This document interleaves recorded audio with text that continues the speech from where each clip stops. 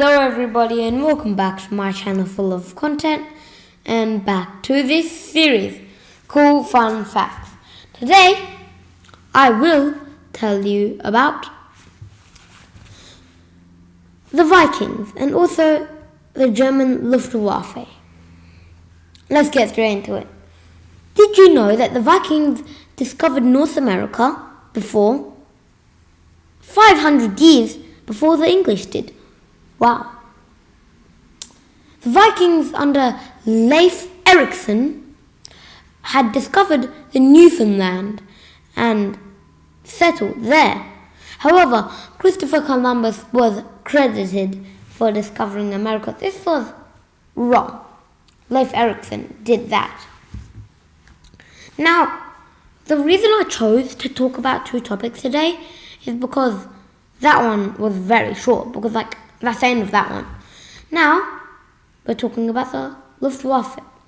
Hey, don't know if I'm pronouncing that correctly. The Luftwaffe had a general whose tactic was being as nice as possible. That's strange. Well, Hans Scharf was a master interrogator who was very much against physical torture and brutality. His techniques were so successful that the US military actually incorporated those methods into the US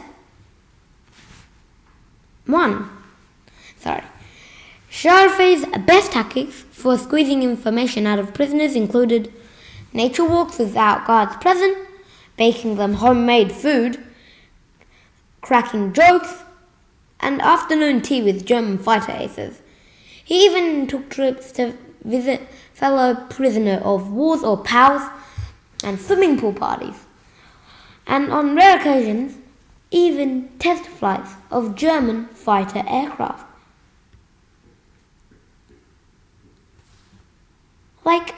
Can you imagine? You were the master interrogator and you just let the enemy fly your plane. I don't think that would be a very good decision. But, however, it worked very well for Scharf, and so he used that. And he did squeeze a lot of information out of it. Well, since that was still a bit short, I'm going to talk to you a little more about WW2 and about the UK government this time. Did you know that the UK government collected postcards as intelligence for the D-Day landing? That's kind of unbelievable. Starting in 1942, the BBC issued a public appeal for postcards. Unbelievable. And photographs of mainland Europe's coast from Norway to the Pyrenees. Sorry, I don't know if I pronounced that correctly. And General Frederick Morgan was searching for the hardest beaches to defend. The postcards were sent to the War Office and helped to choose Normandy as a location for eventual D-Day landings. Well, since it's still a bit short, I'm just going to add on one more. And that one is going to be something about Germany again. Well, the Germans uncover 2,000 tons of unexploded bombs every year, just left over from World War II. Over the course of World War II, the Allies dropped a lot of bombs there.